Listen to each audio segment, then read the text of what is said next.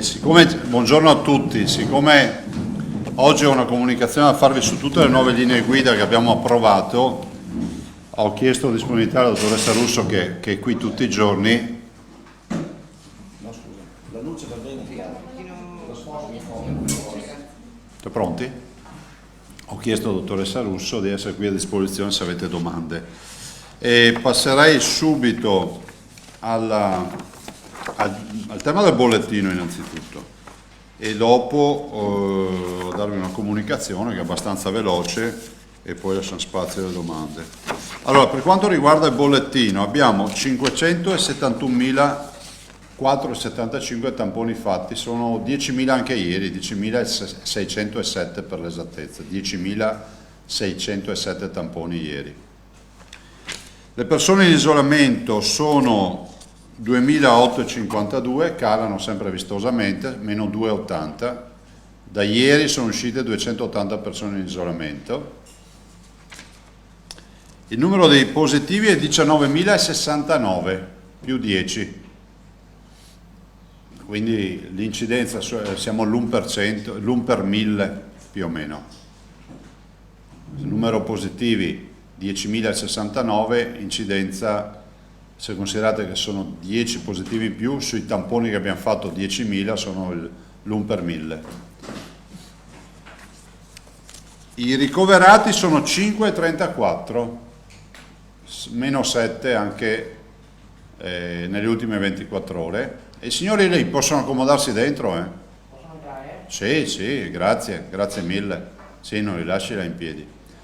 E fra l'altro dei 534 positivi 205, negativi 289, quindi vedete che più della metà si sono negativizzati.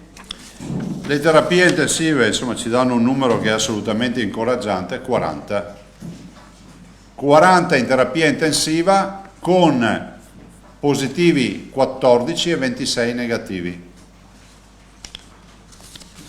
I dimessi sono 3.258 più 4. I morti in ospedale sono 1.348 più 6 e 1.865 i morti in totale, 1.865. Dovremmo fare un cartello con i morti totali, magari un cartello unico in modo tale che si veda il dato. I nati 87. Allora, oggi, e per questo abbiamo lavorato ovviamente con l'assessore Lanzarini, l'assessore Bottacin, la dottoressa Russo, l'avvocato Botteon, anzi potremmo anche invitare anche l'avvocato. So che sta finendo la stesura dell'atto. Oggi io presento un'ulteriore ordinanza e questa è un'ordinanza, come si può dire, di riequilibrio, di ulteriore programmazione di apertura. E tutti noi sappiamo che siamo aperti al 90%, ma ci sono ancora molti fronti che pesano, sui quali ancora di apertura non ce ne sono state fatte. Allora, l'ordinanza è un'ordinanza che vuole assolutamente essere in linea con quello che è stato deciso a livello nazionale col DPCM. Vi ricordo che il DPCM approvato domenica 3, era domenica? No, sabato 2, sabato notte, no, anzi il DPCM del domenica 3, che è arrivato alle 5 di sera, fra l'altro, adesso ricordo, prevede che rispetto... Sì, 17, scusate, sì, 17 e poi abbiamo aperto il 18. Sì.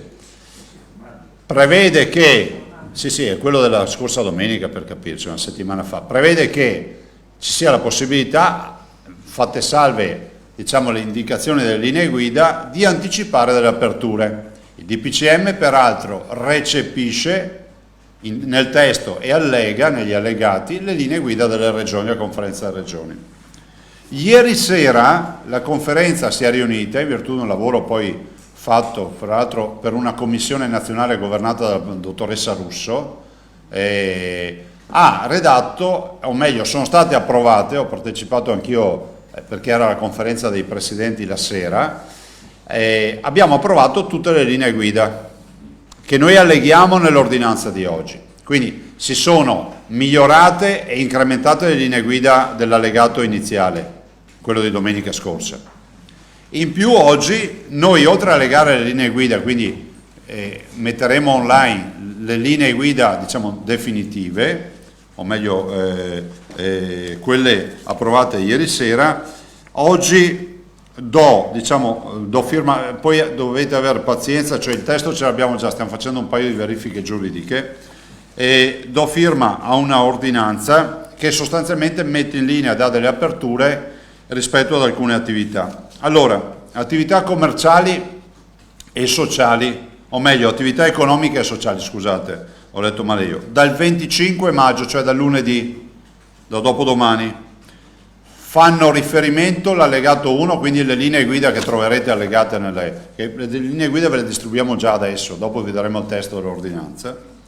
Allora, noleggio pubblico e privato di auto e altre attrezzature, bici, biciclette, moto, monopattini elettrici, eccetera. Qualcuno può dire, ma si noleggiavano già le auto. Sì, però adesso ci sono le linee guida e comunque ci sono altre attrezzature che non si noleggiavano. Quindi questa pone fine a tutto il tema dei noleggi che non si facevano, e quelli che si facevano hanno le nuove linee guida. Informatori scientifici del farmaco, anche loro possono avviare l'attività. Voi capite che questa era un'attività delicata, le linee guida ci sono e sono relative al fatto che questi operatori economici entrano in contatto con i medici e entrano negli ambulatori, quindi abbiamo chiarito anche questo. 3. Aree giochi per bambini in spazi pubblici aperti o aperti al pubblico, compresi gli esercizi commerciali, giostrina sul centro commerciale, e strutture ricettive, la giostrina sul parco dell'albergo, del campeggio o quant'altro.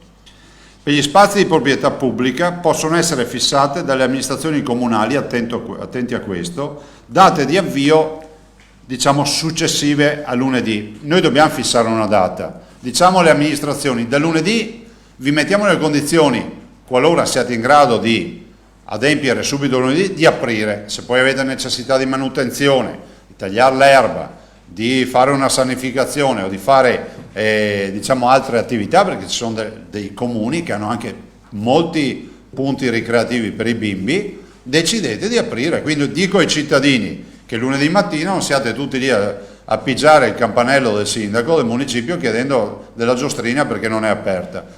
Noi diamo facoltà da lunedì di avviare, ce ne saranno molte di aperte, e nel rispetto dell'autonomia dei sindaci poi decideranno loro, secondo i programmi comunali, quando aprire, ma è importante che noi abbiamo detto che si può aprire, perché se no non potevano aprire. Circoli culturali, ricreativi e centri sociali, luoghi di ritrovo di associazioni culturali, centri sociali come vi ho detto, circoli ricreativi, club, centri di aggregazione sociale, università del tempo libero e della terza età, per le attività di somministrazione di bevande e alimenti, attività motorie, sportive, formative, insomma c'è tutta la lista. Quindi anche qui dal 25 di maggio con le linee guida si va all'apertura. Guardate, è stato fatto un lavoro ciclopico, cioè voi pensate che si va dal normare, o meglio dare buone indicazioni all'apertura del centro culturale, del centro sociale, piuttosto che del circolo per anziani, in maniera tale di mettere in sicurezza tutti. 5. Formazione professionale, anche questa riparte da lunedì, attività formative non esercitabili a distanza. Voi sapete che avevamo lo smart working e la formazione a distanza, tutte queste attività, quali laboratori, attrezzature, strumenti, esami finali, attività di verifica, accompagnamento, tutoraggio e orientamento dei diversi percorsi professionali. Sbloccata tutta l'area formazione di qualsiasi ordine e grado, che anche quella delle autoscuole, tanto per capirci. 6. Parchi tematici e di divertimento, giostre, spettacoli viaggianti, acquatici, avventura, zoologici, abbiamo anche il parco zoologico in Veneto, vi ricordo, e altri contesti di intrattenimento con ruolo interattivo dell'utente con attrezzature o spazi. Letto Caneva World, Gardaland, altri parchi minori, il parco di Bussolengo, tutto quello che insomma è il Luna Park, perché pensiamo anche all'offerta turistica. È ovvio che lunedì uno non si può presentare alla porta di Garden Versi che Zai ha detto che è pronto, però da lunedì c'è efficacia giuridica e ci sono le linee guida per mettere nelle condizioni gli operatori di cominciare a sanificare, a programmare, a progettare. Qualcuno dice, ma Zaia sbaglia perché apre troppo presto. No, noi, come abbiamo fatto con le spiagge, avete visto? Ci sono stati problemi. Dobbiamo metterlo nelle condizioni la gente di cominciare a pensare e avere una certezza giuridica. Quindi, immagino che questi apriranno magari fra una settimana, 10 giorni, ma avranno la certezza di non dover stare lì a aspettare qualcuno che suoni la campanella. Dal 25 maggio 2008 è ammesso lo svolgimento delle seguenti attività nel rispetto dell'allegato 2. Le abbiamo separate in ordinanza, l'avvocato Botteone ha separato, perché abbiamo un allegato 1 che avete tutte le linee guida, poi c'è sono un allegato 2 che sono linee guida proprio nazionali, che non sono le linee guida delle regioni, ma sono delle linee guida nazionali e sono per guide turistiche e professioni della montagna. Quindi anche dal 25, secondo linee guida nazionali, le guide turistiche e le professioni della montagna vanno in questa direzione.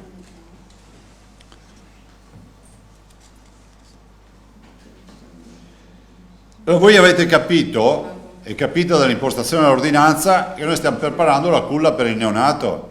Cioè, noi non abbiamo abdicato al ruolo turistico del Veneto, ma per far turismo ci vuole tutto il corredo che è rappresentato dagli alberghi, dall'offerta ovviamente ricettiva, ma anche da una serie di servizi che sono il parco acquatico, che sono le attività delle guide turistiche e quant'altro. Insomma, ci stiamo attrezzando, mettiamo in moto i motori al minimo, ma poi andranno a regime. Io immagino nel giro di una settimana, 10 giorni, saremo già, diciamo, a buon regime. Per questo abbiamo voluto partire prima. Inutile che andiamo al 13 agosto a dire che il 14 si fa turismo. No, prima.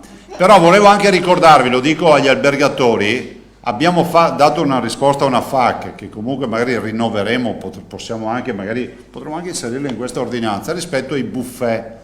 Abbiamo risolto il tema del buffet nell'albergo e quindi il buffet è elemento di mescita di alimenti e bevande e non è fuori legge. Ovviamente il buffet, ve l'avevo già detto l'altro giorno, dove è servito. Bene. Dal 1 giugno, quindi lasciamo perdere lunedì prossimo, dal 1 giugno, voi avete visto che sembra che abbiamo dimenticato le attività, ma non le abbiamo dimenticate. L'assessore Lanzarini anche stamattina ha fatto l'ultimo giro con le parti sociali e con le realtà delle scuole dell'infanzia e i centri estivi e quant'altro, e ne viene fuori che noi allora facciamo cosa? Diciamo, dal 1 giugno si parte, c'è una settimana, diciamo, al cuscinetto, per due motivi, vi dico la verità, come al solito. Il primo necessario è quello di mettere tutti nelle condizioni di attrezzarsi, perché qui sì, se dici lunedì si apre, cioè ci sono i bimbi davanti alle porte. Il secondo, non irrilevante, ve lo dico, perché vogliamo, ma qui c'è la dottoressa Russo che può insegnare a tutti noi messi assieme, vogliamo anche vedere gli 8-10 giorni dall'apertura del 4 che produzione avranno rispetto ai contagi, a eventuali recrudescenze, e allora abbiamo detto, cioè aprire l'asilo ancora in una fase di limbo nella quale non sappiamo che ricaduta ci sarà rispetto all'apertura del 4 può essere rischioso, quindi il primo. La prossima settimana. Servizi per l'infanzia 017. Considerate che le linee guida 03, secondo l'intesa con i colleghi presidenti, avranno anche una validazione nazionale, vista la delicatezza dell'utente, 0-3 anni, e quindi noi diciamo lunedì 017, sapendo che il 03 in settimana deve essere validato a livello nazionale dal Comitato Tecnico Scientifico, dall'Istituto Superiore di Sanità, da quello che è. Sempre il 1 giugno, questo è dei bambini, ecco, volevo dire, altro aspetto, Noi poi, diciamo in questa ordinanza, lo dico perché comincino a pensare di mettere in moto i motori, con questa ordinanza annunciamo che appena abbiamo le linee guida, penso che sia questione di qualche giorno, perché io le ho già viste impostate, diciamo con successiva ordinanza saranno disciplinate le date di decorrenza e le linee guida, che non sono allegate oggi perché fisicamente non ci sono, da rispettare ai fini della ripresa delle attività di cinema, spettacoli con pubblico dal vivo, i concerti, il teatro all'aperto, il teatro in generale, attività dei centri termali e centri benessere, vi ricordate bagno turco e saune, e discoteche. Con questa ordinanza che spero di fare in settimana,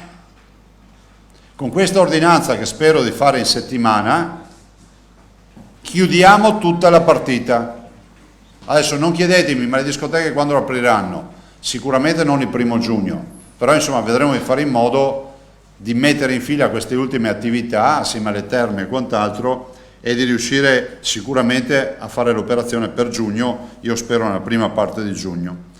Infine c'è una postilla che abbiamo messo dentro: i corsi per il rilascio di master si attengono alle disposizioni di cui è la scheda relativa all'allegato della formazione professionale, è un tema che ci è stato richiesto. Efficacia temporale: l'ordinanza scade il 14 giugno.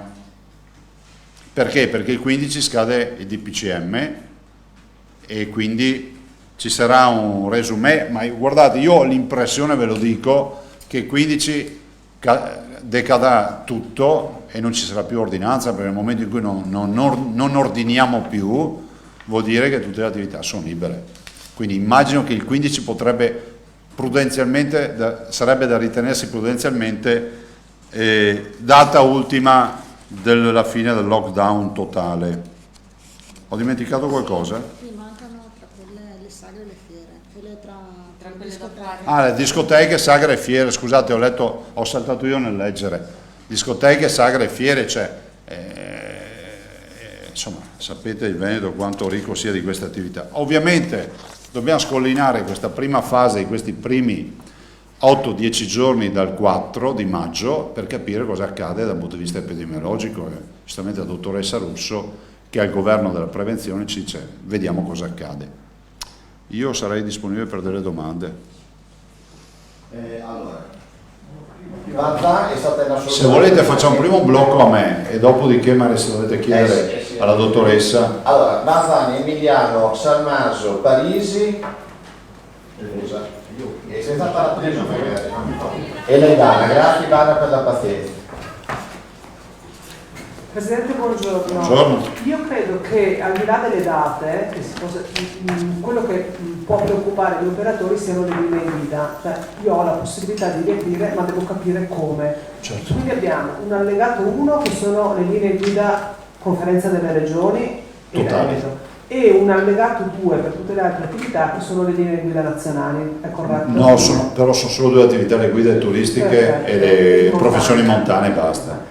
Queste linee guida nazionali, regionali, che vabbè, insomma, poi va bene per tutti, sono facili da rispettare, Sì. o ci metteranno gli operatori in difficoltà? Allora, sono state approvate dalla conferenza, quindi all'unanimità, e se ci sono aggiustamenti, perché poi allora, le linee guida come nascono? Nascono da una prima indicazione di raccolta di tutto quello che è le indicazioni dei comparti produttivi, dall'altro poi c'è una ricaduta, un vaglio e una sintesi fatta dai servizi di prevenzione. Ricordo che la dottoressa Russo è coordinatrice del tavolo nazionale e poi se ne viene fuori. E io invito a leggerle, dopo se c'è qualche aggiustamento siamo qua, cioè non è che siamo come si dice, degli estremisti e fondamentalisti. Queste sono le linee guida nazionali approvate da tutti, da comunità come la nostra che fa turismo, se parliamo di turismo, dall'Emilia Romagna, dalla Toscana, dalla Sicilia.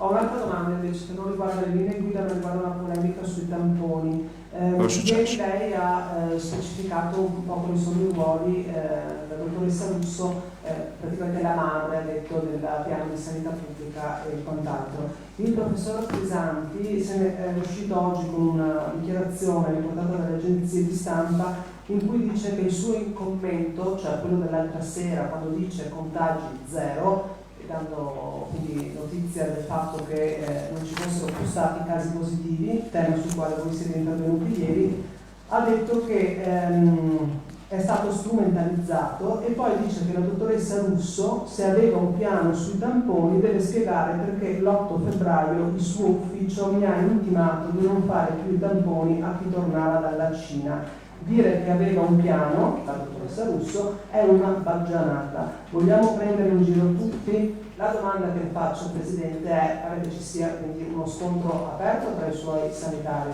No, guardi, su miei sanitari. Allora, premesso che il professor Crisanti è una colonna portante della sanità del Veneto, premesso che il professor Crisanti ha un grande merito di aver ottimizzato il lavoro di laboratorio che a lui compete, perché questa è la sua professione, cioè la microbiologia e quindi l'analisi di quello che è il virus in laboratorio, punto. Quindi nessuno discute l'alto valore scientifico del professore. Mi fermo qui, dopo per carità passo la parola, io non sapevo di queste robe, passo la parola alla dottoressa Russo, che qui mi spiace per le linee guida. A questo punto dico per fortuna, perché sennò dopo dovevo rispondere io a delle robe magari che posso non sapere bene. Dall'altro dico che la dottoressa Russo ha per legge l'obbligo e il dovere di redigere i piani di sanità pubblica, perché è il direttore della prevenzione. Per capirci, qualsiasi sanitario del Veneto può esprimere considerazioni sulla sanità, però è vero che il cardiochirurgo ti spiega come trapiantare il cuore, tutti gli altri possono dire che hanno studiato il trapianto del cuore. Dico, io non ci trovo nulla da far polemica, mi spiace e sarà mio ruolo rimettere insieme i cocci anche di questa ulteriore polemica, però direi che non ci vogliono polemiche, non servono a nulla le polemiche. E continuo a dire che la dottoressa Russo ha presentato il piano di sanità pubblica, all'interno del quale c'erano anche ovviamente la diagnostica. Guardate che i tamponi non li ha inventati nessuno, non li ha inventati Zaia, non li ha inventati la Russo, non li ha inventati Crisanti, non li ha inventati Galli, nessuno. I tamponi sono più vecchi di noi, cioè storicamente si fanno i tamponi per andare a intercettare i virus.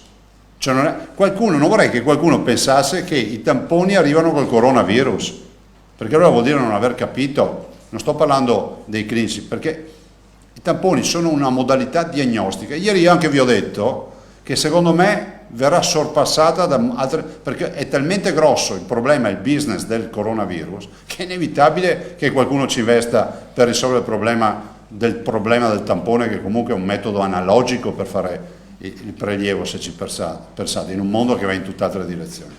A questo punto lascio la parola alla dottoressa Russo. Io la lascio, cioè, non so, dica lei, perché sta storia ad esempio dei cinesi è meglio che ve la chiarite tra di voi. Sì, no, passi qua. La dottoressa Russo, se è vero che lei l'8 febbraio su ufficio, cosa era sui giornali, però il professor Crisanti la ripropone, il suo ufficio, cioè l'ufficio della dottoressa Russo, dice l'8 febbraio gli ha intimato di non fare più tamponi e tornava dalla Cina. Dire che abbiamo piano di tamponi è quindi una baggianata. Mi coglie un po', insomma, impreparato questo attacco, perché non lo trovo corretto. Come dice il Presidente, ognuno ha il suo ruolo per quello che ha studiato e per la propria formazione. Io ho la direzione, ho questo onore di avere la direzione di questa regione, e nel tempo abbiamo fatto la pandemia del 2009, abbiamo fatto l'Ebola, abbiamo fatto la West Nile, abbiamo affrontato i FAS e adesso affrontiamo il Covid. Diciamo che la sanità pubblica ha il compito di pensare a chi fa che cosa e come lo fa. E questo è il nostro modo di lavorare. È chiaro che la componente organizzativa e di pianificazione deve mettere insieme le competenze di tutti gli altri operatori, che ognuno nel proprio ruolo deve svolgere la propria attività. Io ho redatto diverse, l'ho detto l'altro giorno, procedure operative. Per la fase 1 sono 4. La prima è appunto chiamata procedura operativa 0 e poi 1, 2, 3. Adesso stiamo scrivendo la prima della fase 2. In ogni procedura operativa, a seconda dello scenario epidemiologico, scriviamo le cose che rispettano le indicazioni del Ministero innanzitutto e poi l'organizzazione della Regione. Io ho mandato una lettera al professor Crisanti chiedendo quali erano gli elementi che servivano al laboratorio perché gli potessero pervenire tamponi che dovevano essere fatti ai casi sospetti. Il professor Crisanti mi ha risposto con nota mandandomi gli allegati che dovevano essere distribuiti agli operatori sul territorio, ai servizi di igiene e sanità pubblica, e noi l'abbiamo fatto. Abbiamo costruito questa procedura operativa con i vari allegati. Non ho ricevuto nulla che chiedesse alla mia direzione la possibilità di fare dei tamponi ai cinesi. Questa notizia l'abbiamo appresa l'11 febbraio da una dichiarazione che il professor Crisanti ha fatto al Corriere del Veneto, e in quello stesso giorno io ho predisposto una lettera su indicazione del dottor Mantoan, che è direttore dell'area sanità e sociale, per chiedere al professor Crisanti se rispetto alle sue dichiarazioni ci fossero delle indicazioni ulteriori rispetto a quelle che noi avevamo, di cui eravamo in possesso, di tipo nazionale o internazionale, che davano questo tipo di indicazione, questo tipo di indirizzo, o se lui era interessato a presentare un progetto di natura, diciamo, di ricerca, perché altrimenti bisognava giustificare, insomma, di non distogliere risorse da quelle che invece erano le indicazioni nazionali. Il professor Crisanti, con una lettera datata il 12 febbraio, risponde e ringrazia il direttore della lettera e della possibilità di chiarire quelle che erano le sue affermazioni fatte alla stampa, che dalla stampa erano state travisate. E dice che lui era in linea con quelle che erano le indicazioni nazionali, che allo stato attuale non prevedevano tamponi agli asintomatici che rientravano dalla Cina, che lui comunque sosteneva che questo poteva essere utile, ma che avrebbe seguito quelle che erano le indicazioni nazionali e poi nel tempo si sarebbe visto il da farsi. Questo è il contenuto della lettera del professor Crisanti. Adesso dico queste cose, insomma, anche sull'onda dell'emozione di questo attacco che mi sembra assolutamente gratuito e non c'è nessuna interferenza fra le competenze mie, del professor Crisanti o di altri colleghi che operano al massimo nell'ambito della propria professionalità, nell'ambito della propria specialità. Però insomma mi sembra un po' gratuita, ecco. Mi sembra gratuita questo tipo di affermazioni. Quindi io non sono in competizione con nessuno, faccio il mio lavoro. A breve avremo insomma modo, se vuole Presidente, di mettere anche sul sito il nostro documento strategico, quello che stiamo completando, perché così come ho fatto per altre tematiche, voi lo sapete, soprattutto per l'inquinamento di sostanze perfluoroalchiliche, ho sempre fatto delle procedure operative che poi hanno reso insomma disponibile tutto quello che abbiamo fatto, l'abbiamo consegnato alle autorità sanitarie, l'abbiamo consegnato alla procura, a tutti quelli che ce l'hanno chiesto. E il nostro modo di operare, quello della mia direzione, quello di mettere insieme tutto quello che noi facciamo, in modo da renderlo sempre disponibile e trasparente. Quindi le procedure operative ci sono tutte le note che noi ci siamo scambiate, anche quelle che ho appena citato, quindi non mi sto inventando nulla, sono disponibili, non c'è nessun tipo di contrasto, non c'è nessun tipo di confronto, però è mio modo di operare, e su questo non transigo, il fatto che io dico la verità sulla base delle cose di cui dispongo. Ecco, questo lo voglio chiarire assolutamente. Poi se ci sono domande tecniche invece sulle linee guida penso che sia. Sempre su questo tema, dottoressa, così per quanto riguarda poi chiudo la raffica di domande. Sempre il professore dice che lo avete ostacolato, nel senso che gli avete dato un carico enorme di burocrazia. Sempre agenzia di stampa, se non avessimo usato i reagenti dell'Imperial College ci avremmo messo 1 mese e mezzo a sviluppare i tamponi con tutta la burocrazia che ci hanno messo. Secondo lei? Guardi, io per quanto riguarda il mio ruolo non ho nessuna burocrazia in questo senso, perché non dipende da me l'acquisto dei reagenti e quindi non sono a conoscenza di burocrazie che possono riguardare l'acquisto dei reagenti. È un argomento che non compete alla mia direzione. No, se è possibile riprendere questo argomento, visto che ci è stato affrontato. No, prego, aspettiamo. Poi Emiliano, poi Parisi. Prego.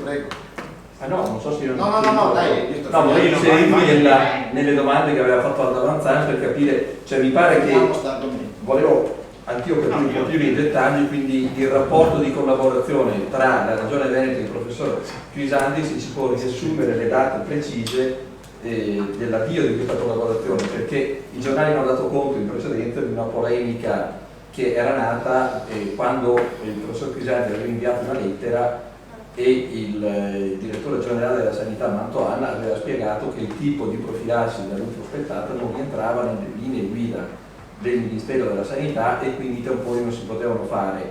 Questo argomento, ecco, lei vedo che scuote la testa, vuol dire perché non c'è nessuna lettera, ecco, non c'è nessuna richiesta. Faccia capire bene, perché poi alcuni gruppi in Consiglio regionale hanno addirittura presentato un'interrogazione su questa vicenda ed è diventato un caso nazionale, quindi se riusciamo a fare ordine una volta per tutte gliene saremo grati. Ecco, sì, prego. diciamo che si è trasformato in una sorta di interrogatorio. Allora io dico che il professor Crisanti ha dichiarato che voleva fare i tamponi ai cinesi attraverso la stampa. Non è arrivata nessuna richiesta formale, no.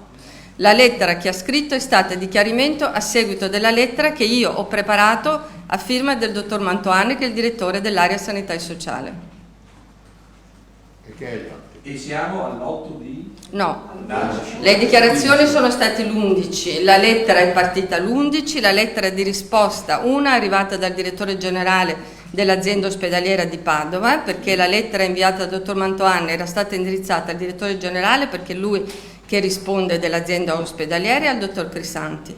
E la risposta è stata del direttore generale e del dottor Crisanti, nei termini che vi sto dicendo. Poi si va, Il 12. Il 12 di marzo. Il 12 di febbraio.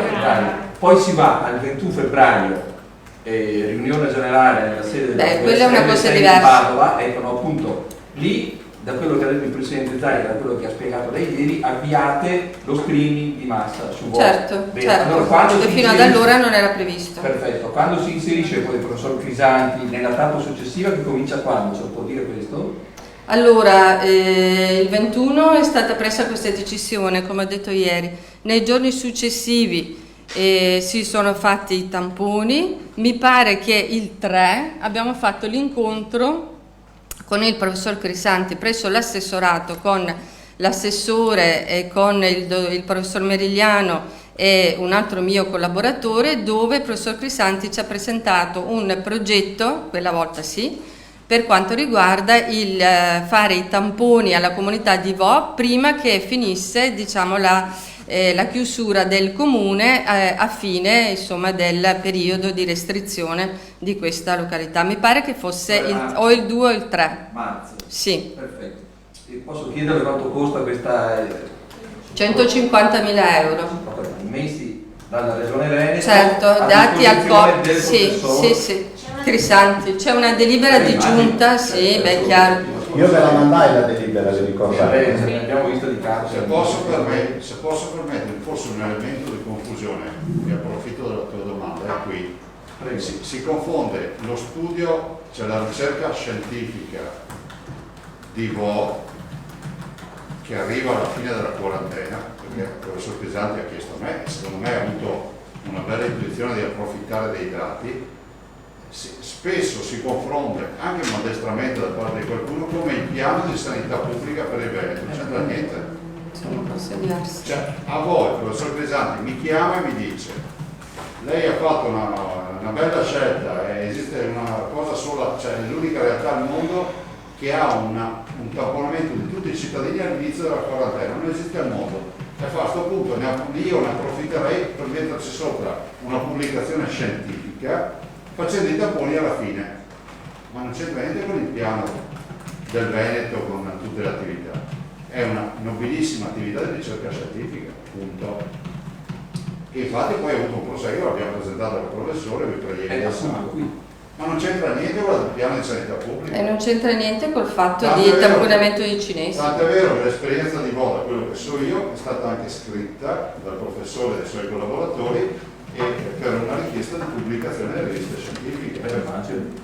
Come chi esistono, insomma. Che esistono, sì. Però stiamo parlando di un'ottantina di casi, cioè vorrei ricordare che stiamo parlando di un'ottantina di positivi tracciati e controtracciati, cioè non è che stiamo parlando di 5 milioni di veneti. Emiliano, scusa Stefano, oggi i turni saltano un po'. Non c'è problema. Io se possibile vado su un'altra tematica, volevo un piccolo dettaglio tecnico. Ieri ci ha parlato dell'RT e ci aggiriamo insomma allo 0,41. Volevo capire perché invece al Veneto sembra, almeno leggendo, abbiamo sempre uno 0,53, cioè è sempre... No, 0,53 è quello successivo, che è arrivato ieri sera in forma riservata. Ok, perché lei spiegava che è importante sì, per proprio anche... Sì. Allora questo lo chiarisco, grazie della domanda. Allora 0,41, 0,42, 0,50 non cambia nulla. Diciamo che è naturalmente molto instabile perché è legato alla segnalazione dei casi, viene calcolato anche in base alle notifiche che presentano i dati legati all'inizio dei sintomi. Quindi sulla base di questo il Ministero fa un conteggio automatico, una formula che ti dà un indice di contagiosità. L'importante è che questo indice di contagiosità si mantenga sotto 1. Quando si mantiene sotto 1 sta ad indicare che la contagiosità presente in quella regione è bassa. Infatti io, siccome pensavo che mi avreste fatto una domanda su questo,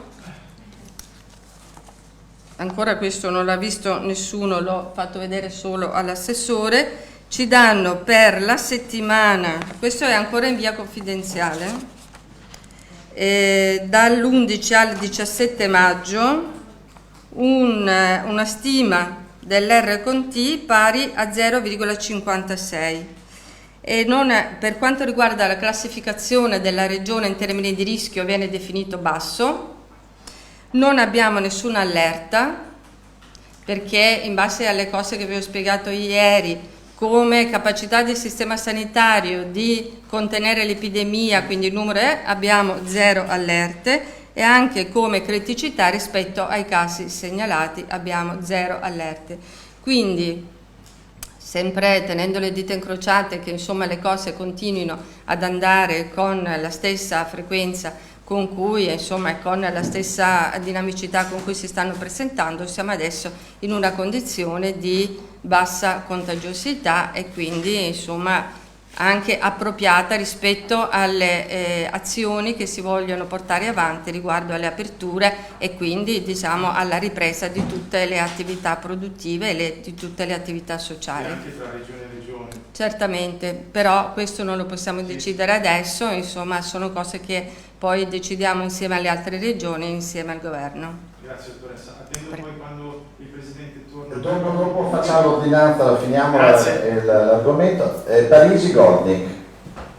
Sì, io veramente avrei delle domande per il Presidente, non so se... Allora, Gordic, hai domande per la dottoressa Russo o chiamiamo il Presidente? Passano attraverso la dottoressa, cioè quindi vuoi la Russo adesso, sì, ok. Qualcuno che mi risponda in merito a questa bassa contagiosità cita il Presidente Zaia che in questi mesi spesso sono stati lodati i giovani perché ovviamente hanno aiutato tantissimo se ne sono stati bravi e buoni in casa, adesso evidentemente questa cosa è esplosa. Ieri sera a Padova dicono le piazze erano presidiate come a Beirut negli anni 80 della polizia, effettivamente la movida era tranquilla, ma girano delle immagini da panico che arrivano invece da Verona. E questa contagiosità in qualche modo può passare attraverso queste piazze piene di gente, di ragazzi senza mascherine, che cosa si può fare? Allora, voi sapete che una delle misure principali è quella di evitare gli assembramenti. Dove ci sono assembramenti ci sono rischi. Che si tratti di ragazzi, che si tratti di adulti, che si tratti di anziani, a maggior ragione, è chiaro che l'assembramento è una condizione di rischio. Questo è il messaggio che deve passare. Pertanto, se vogliamo responsabilizzare qualsiasi, diciamo, fascia di età, dobbiamo dire che non bisogna fare assembramenti, cioè significa di non stare troppo vicini, questa è la traduzione. Se non si può stare distanti perché stiamo svolgendo un'attività per cui stiamo parlando, ci stiamo insomma confrontando, utilizziamo la mascherina. Dove non si può rispettare la distanza interpersonale, in questo momento bisogna utilizzare la mascherina. Questa è la condizione che ci protegge. Come e quando questo tipo di comportamenti si potranno riflettere su un aumento dei casi, è chiaro, non lo sappiamo, ma siccome dobbiamo agire in prevenzione, dobbiamo evitare che questo possa accadere. Ci sono sanzioni, da 400 a 3.000 euro. Io ho una domanda con la Russo.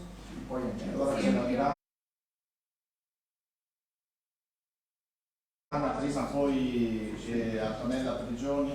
Vai, Ivana. No, era un altro sulle linee guida, in realtà sugli spettacoli itineranti. Allora, Antonella Prigioni.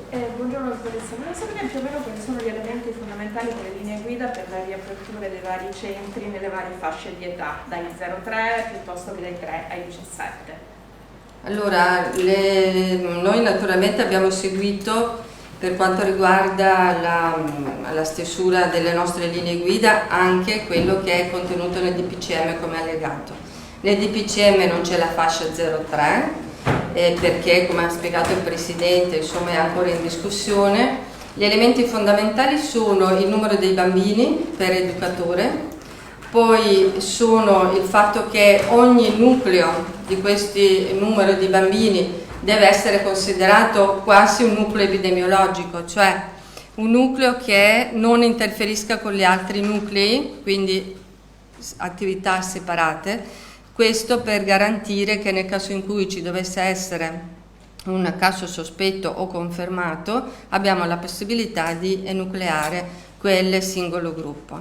Abbiamo concordato insieme ai rappresentanti di Assonidi, della FISM e di tutti quelli che sono portatori di interesse che lavorano con i bambini e con i ragazzi delle misure che garantiscono sia gli operatori che i bambini. Abbiamo inserito obbligatoria la misurazione della temperatura, questo non è in nessuna delle altre attività come obbligatoria, ma viene considerata facoltativa, mentre qui abbiamo inserito la misurazione della temperatura obbligatoria per quanto riguarda i bambini, per quanto riguarda i genitori e per quanto riguarda gli operatori. Poi sulle misure di igiene e di disinfezione di tutto quello che può essere in contatto con il bambino e con l'operatore, questo è stato descritto in maniera molto precisa e naturalmente fatto con massima dovizia.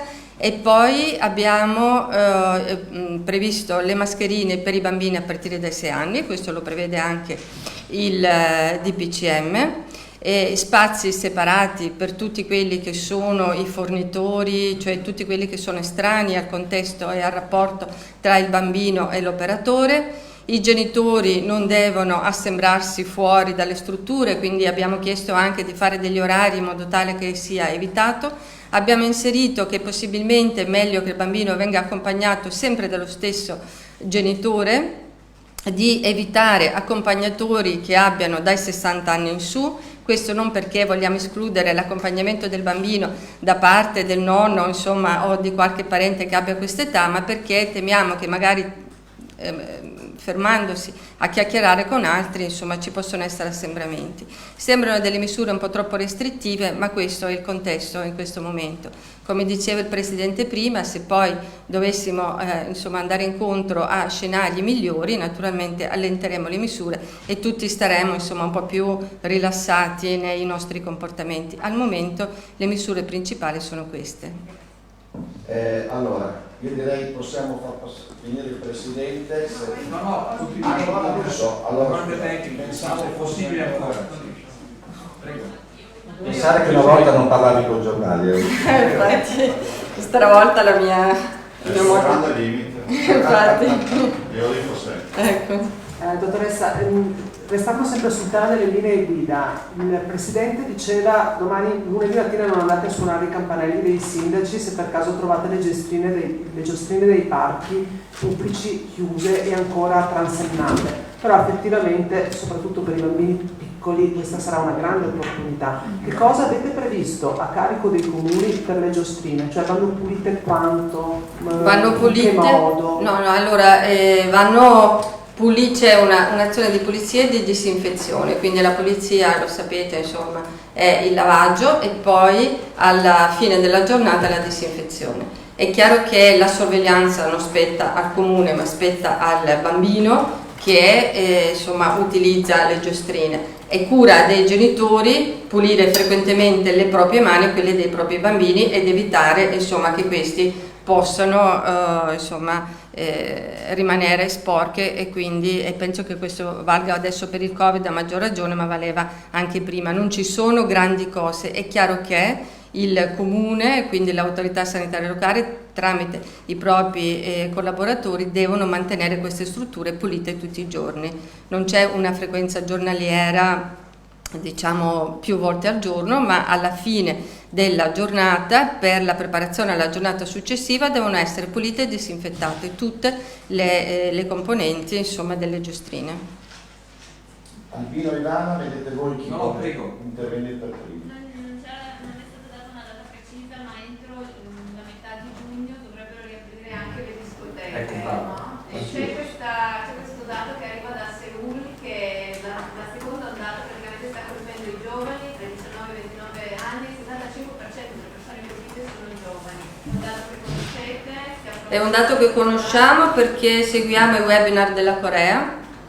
Ne hanno fatti 2 finora, ci hanno mandato anche il loro piano e le loro esperienze. Abbiamo visto che molte delle cose che sono state portate avanti dalla Corea sono molto simili alle nostre e è chiaro che la prudenza nell'aspettare è proprio in linea con questo tipo di preoccupazione. Quindi è vero che la nostra previsione è quella, come dice il Presidente, di poter riaprire a metà giugno, però questo deve essere in linea con quello che sarà l'andamento dei casi, la distribuzione dei casi e quello che succederà.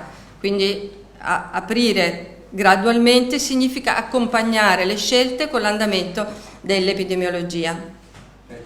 La domanda è obbligata, cioè in discoteca non è che ci andiamo per fare il droplet, io non ci sono mai andato, credo che qui abbiamo un autorevolissimo esponente che potrebbe raccontare, ecco. Ma la stessa cosa del cinema o del teatro? No, io penso che adesso che in discoteca il contatto fisico sia quasi, è la prassi, ecco, allora ci faccio immaginare se anche lì ci saranno delle robe particolari. Non le abbiamo ancora scritte, non vi posso fare immaginare questa cosa perché, come diceva il Presidente, è stato costituito dalla conferenza un gruppo tecnico ristretto fatto da 5 regioni dove via via si discutono e si mettono insieme le varie indicazioni che poi naturalmente si condividono con la parte politica e con tutte le altre regioni. Delle discoteche non abbiamo ancora cominciato a parlare, anche se ci stiamo pensando, ci stiamo documentando per capire anche come hanno fatto gli altri paesi e poi una volta che ci saremo confrontati vedremo di mettere in pratica e di dare le indicazioni che siano le più tutelanti possibili naturalmente per la popolazione target, in questo caso rappresentata dai giovani. Emiliano Parisi. Non so se riferirmi proprio direttamente a lei, dottoressa. Io ieri sera ho tentato di fingermi un giovane in una delle piazze di Padova. Non so se sei riuscito. Non sei giovane. Rimani umile. Ho voluto effettivamente vedere e toccare con mano, le forze dell'ordine c'erano, gli assembramenti c'erano, ma più che altro ho notato che l'escamotage, l'80% dei nostri giovani per sentirsi adulto fuma, quello era un escamotage, quindi la mascherina era inesistente.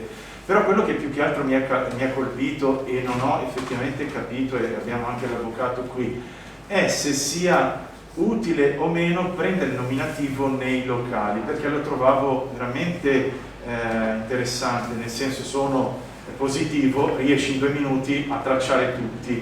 In 2 locali che Ho frequentato ieri sera, nessuno mi ha chiesto nulla, ho mangiato una pizza, ho bevuto un aperitivo, nessuno mi ha chiesto nulla.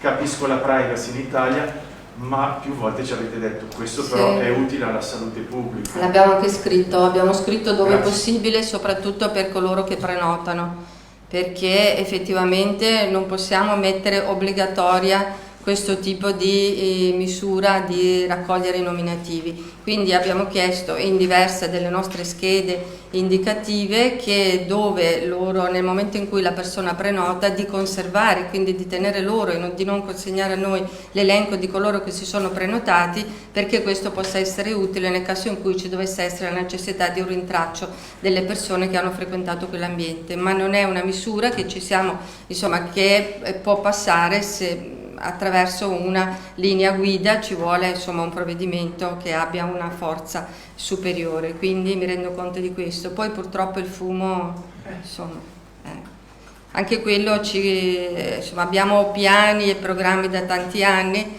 e poi comunque siamo la regione che fuma meno, fumava meno, adesso non so col Covid, ma comunque insomma, ecco.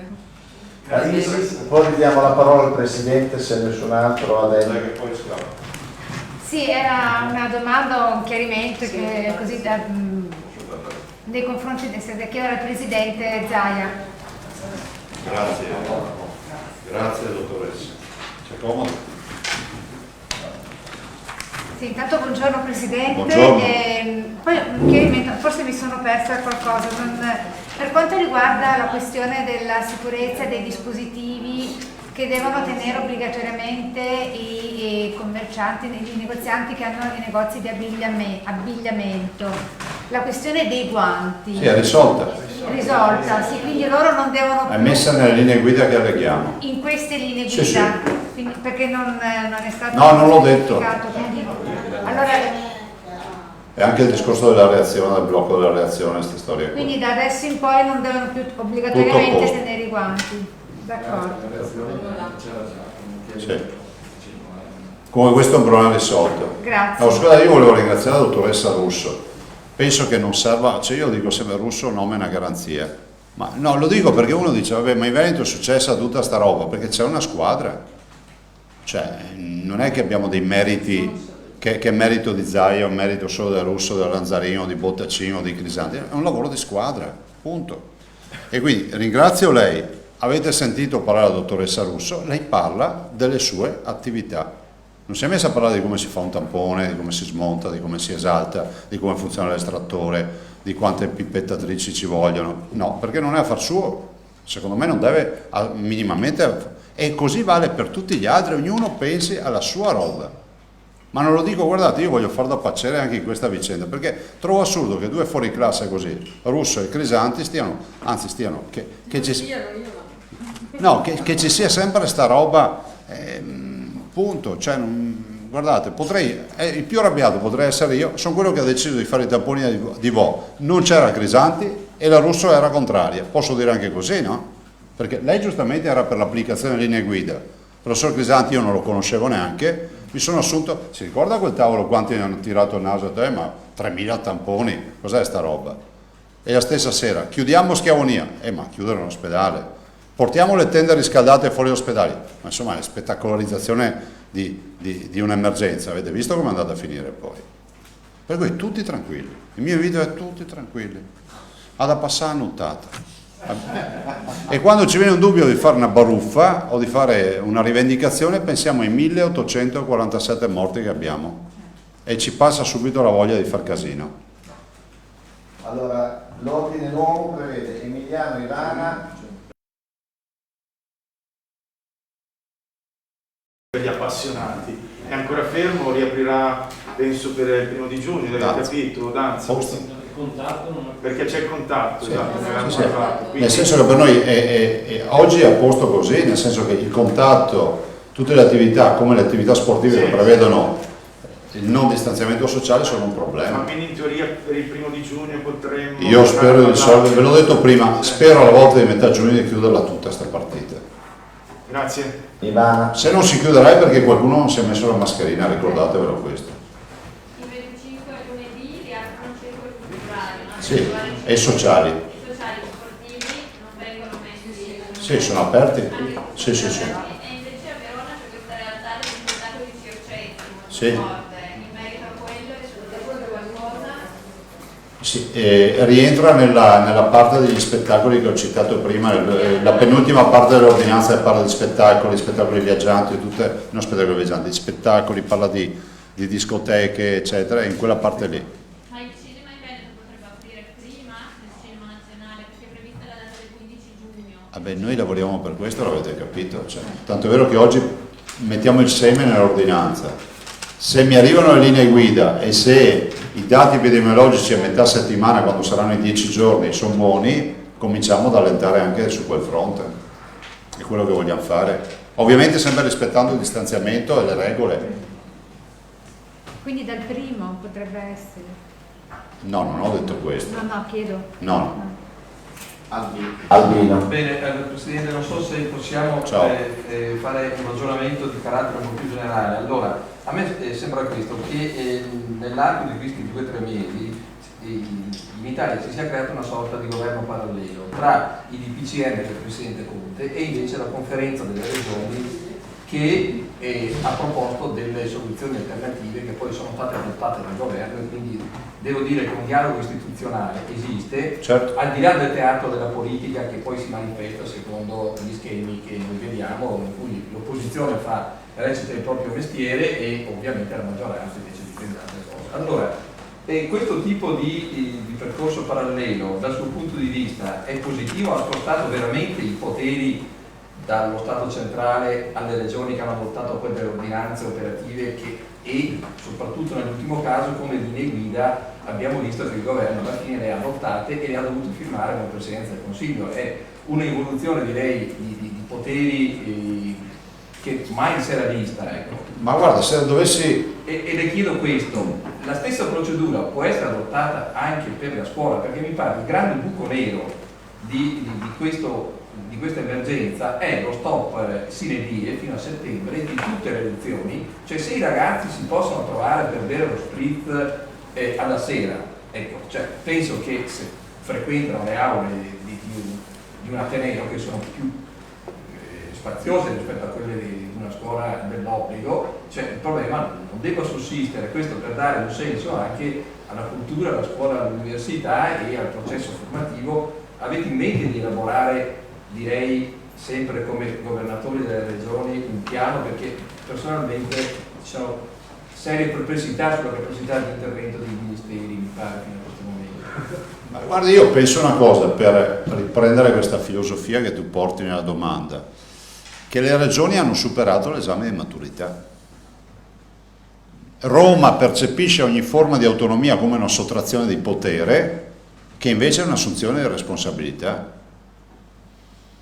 Cioè le regioni ne escono benissimo da questa partita del coronavirus. Non sto parlando di aspetti sanitari, sto parlando semplicemente del fatto di aver dimostrato che se servono linee guida, le regioni le hanno messe sopra il tavolo. Vi ricordate che ci abbiamo messo un paio d'ore? 3 ore il pomeriggio del venerdì. Se servono decisioni unanimi di tutte le regioni, noi le portiamo unanimità e ci sono le sinistre, ci sono le destre, c'è la Lega, ci sono i 5 Stelle, anzi non ci sono, e andiamo avanti con questo. Io penso che questo sia il modello di governo del paese, il modello di un paese autonomista e federalista. Se avete poi, cosa volete, cioè, a Roma ste robe non le capiscono, perché se tu vivi di potere dei palazzi è inevitabile che ti dia fastidio che il territorio ti dà risposte. E quindi penso che questo paese sia pronto al salto di qualità, che è quello di un paese federale. Sulla scuola non credo. Ma sulla scuola si va nella stessa direzione. Allora, la scuola, intanto io rispetto la sacralità della scuola, scrivetelo chiaramente, non venga fuori sempre la storia dello zotico leghista che parla dell'ambiente sacro della scuola. Però mi rendo conto che in altri paesi, penso alla Germania, dove il Presidente del Consiglio si confronta col Presidente del Länder, cioè col mio collega della regione, la gestione di questi processi è una gestione molto più territoriale. Non ci vedo nulla di blasfemo nulla che possa essere ravvisato come l'assalto alla dirigenza, ma semplicemente la volontà di diminuire le catene decisionali, e questo come Regione l'abbiamo dimostrato, e di essere efficienti rispetto ai bisogni dei cittadini. Tu hai ragione quando dici, insomma, abbiamo capito che ormai il mondo sarà tutto aperto e non accadono due robe in Italia, la scuola aperta e le urne aperte. Le urne poi le faremo anche la domanda sulle urne, però no, io purtroppo gliela devo fare, nel senso che i 3 sottosegretari che rappresentano il governo, prima di avviare la conferenza stampa che è appena di mattina, hanno appunto trattato l'argomento e anche io ho avuto occasione di sentirlo, una collega ha anche posto delle domande, ma sulla questione elettorale mi passa di capire che l'orientamento ormai, dico, del sottosegretario Variati, che parla a nome del Ministero degli Interni in questa fase, per quello che ho sentito che mi risulta, è che il 13 settembre sia una data abbastanza probabile. Questa potrebbe essere spostata eventualmente un po' più avanti verso il 20 per evitare di guastare il Ferragosto agli italiani, però quella sarebbe la data orientativa 20-27 e con gli eventuali ballottaggi a cavallo di ottobre. Ecco, lei so che... Non te lo so dire perché io parlo con il Ministro degli Interni e ricordo che quando la data era certa del 25 ottobre, io dicevo ma si sta parlando e opla è apparsa la data del 6 settembre. Ricordo che l'attuale proposta prevede dal 6 settembre. Partita ancora aperta, cioè questo decreto sarà chiuso e diventerà legge nella sua conversione dopo aver passato il vaglio del Parlamento. Mi risulta che ci siano gruppi parlamentari che chiedono le elezioni subito.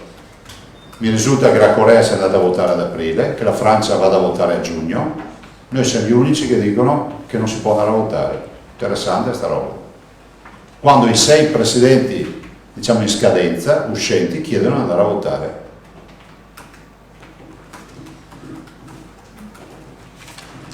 Mi collego Alda.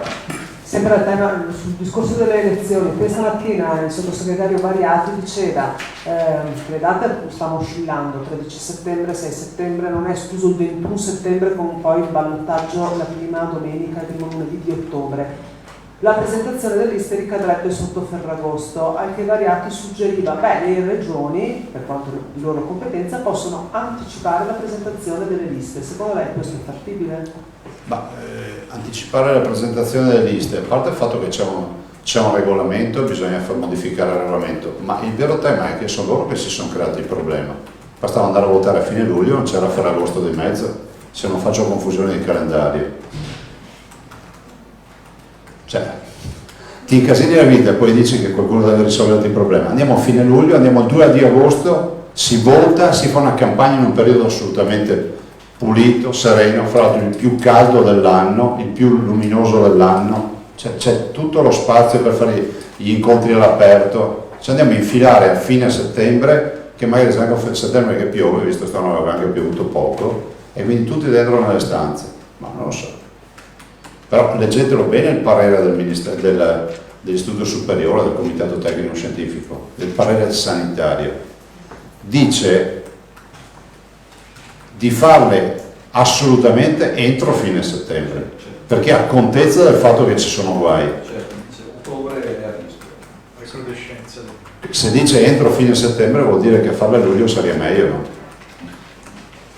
Presidente, lei non ha problemi di rielezione, mi pare evidente, i sondaggi dimostrano che il suo rendimento ha superato forse... No, ma ho problemi etici. Ecco, no, però direi che le osservazioni che arrivano dai partiti di opposizione sono altrettanto da prendere in considerazione, nel senso che questi sostengono che non hanno la possibilità di presentare i loro programmi in un periodo estremamente ristretto se si dovesse votare. No, quindi chiedono di essere messi nelle condizioni 60 giorni almeno di campagna elettorale vera, con la possibilità di discutere di quello che si pensa si debba fare in Veneto per i prossimi 5 anni. Ma mi sembra che di discussioni ne hanno fatte tante e anche di monate se ne sono state dette tante, no? Quando si va a dire ai cittadini con le terapie intensive piene che la Regione ha tagliato di metà le terapie intensive sbagliando anche a leggere i dati, penso che si qualifichi da solo chi dice sta robe. Però al di là di questo vi ricordo che la legge prevede il periodo per la campagna elettorale la presentazione, e questi periodi sono tutti garantiti per legge, cioè non è che uno dice non c'è la campagna, è garantita per legge la campagna, sono i 30 giorni, se si vota il 26, no, 30 giorni, la presentazione delle liste, del 60 sa che inventa qualcuno, non lo sa, c'è scritto in legge. Allora, uno può fare anche se, guardate, io l'ultima campagna che ho fatto nel 2015 mi sono fatto esattamente, ne so, 8 mesi di campagna iniziata prima da qualcuno dei miei avversari, ma è una scelta loro, cioè nel senso che la campagna di legge inizia è di 30 giorni, tanto è vero che sono tutte le regole elettorali in quel periodo. Quindi se tu voti il 26 luglio, la campagna inizia il 26 giugno. Poi nessuno ti vieta ad andare in giro a offrire birre, a far spritz o a raccontare le tue belle idee ai cittadini. È libera la circolazione, eh? Se il problema è metteteci nelle condizioni di comunicare, è libera, perché sostanzialmente dal 4 di maggio, non sarò smentito, si può andare in giro per il Veneto, dal 18 addirittura in maniera proprio, non c'è neanche più l'autocertificazione, non c'è più niente, quindi 18 maggio, 18 giugno un mese, 18 luglio 2 mesi, guarda caso i 60 giorni e già avanzano ancora. I 60 giorni sono legati allo scioglimento del Consiglio regionale e all'indizione poi del Cosa vuol dire? Non cambia niente, cioè il problema è avere 60 giorni o 30 giorni per parlare ai cittadini, cioè non ci sono limiti, ognuno parla quando vuole. Lo trovo, guarda, io trovo anche strano che ci sia qualcuno in Italia che stia, come si può dire, si stia battendo per non andare a votare. Interessante questa visione. E io stia qui a perdere tempo a spiegare perché bisogna andare a votare. Se a gara verso il mondo. Se la Parisi è l'ultima domanda, poi concluderemo. Grazie. Sì, Presidente, ci sono tanti primi cittadini, tanti sindaci che stanno guardando appunto questa diretta dalle nostre reti. Che salutiamo. Ok, medio nord-est, che dicono per quanto attiene alla sanificazione dei playground, dei parchi giochi per bimbi comunali, che questo comporterebbe dei costi insostenibili per loro.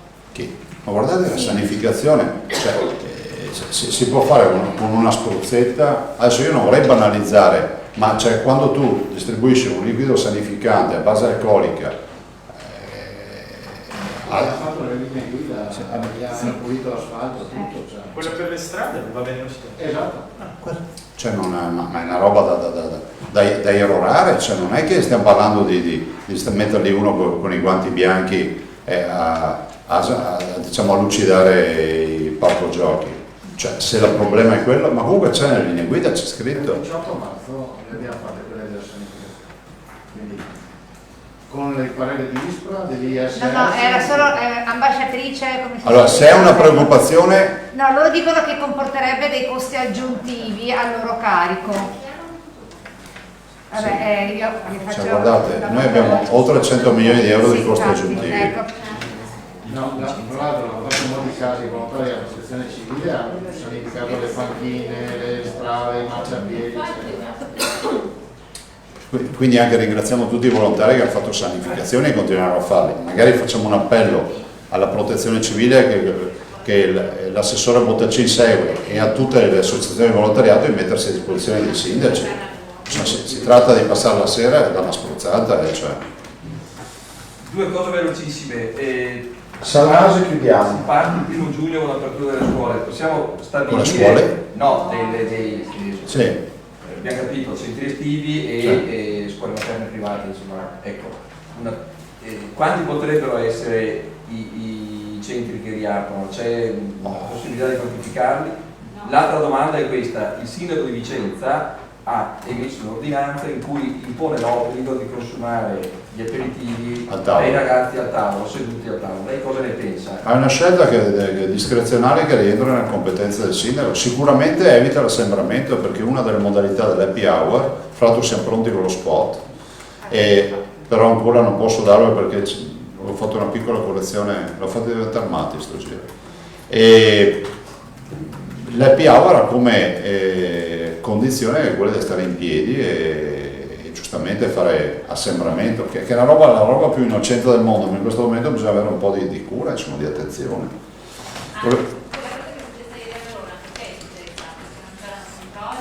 Ma sai, allora noi non possiamo, Ivana, pensare dire che è colpa di quelli che non controllano, è colpa di chi commette l'infrazione, nel senso che se tu, cioè io immagino che tu non andresti mai in mezzo a una piazza piena di gente in questo momento, cioè cercare... dopo partita, di centri, Ho capito, ho capito, però... Ingestibile. Capite? Se quello fosse stato una piazza post bellica dove ci fosse stato scritto all'ingresso della piazza attenzioni mini antiuomo, sarebbero entrati? No. Vuol dire che non abbiamo capito che cos'è il virus. E volevo dire un'ultima considerazione e vi ringrazio per la pazienza, intanto ringraziare la dottoressa Russo. Siccome ho sentito un passaggio, io non avevo notizie delle dichiarazioni del professor Crisanti, ho fatto per il tramite dell'assessore Lanzarin chiedere al dottor Flor che vi faccia una nota su questa storia dei tamponi dell'Imperial College. Così io direi chiudiamo qui la polemica e chiariamo quanti tamponi sono arrivati all'Imperial College, quanti reattivi, quindi dottor Flor, che è azienda ospedaliera, che è deputato a tutte queste attività, dirà quando la burocrazia, ricordo che in fase emergenziale la burocrazia è stata quella di trovare le ditte che ci vendessero le attività, non abbiamo avuto i problemi di burocrazia, il problema era trovare il materiale. E voglio anche ricordarvi che le microbiologie in Veneto che fanno tamponi sono 14. Il nostro laboratorio di riferimento è quello del professor Crisanti, ma ci sono 14 laboratori che fanno tamponi tutti i giorni. E in tutti i laboratori c'erano prima del coronavirus le macchine per fare tamponi perché purtroppo in quell'occasione le aziende, ve l'ho detto ieri, hanno cominciato a chiudere i rubinetti per i reagenti. Buon lavoro, buongiorno. Grazie.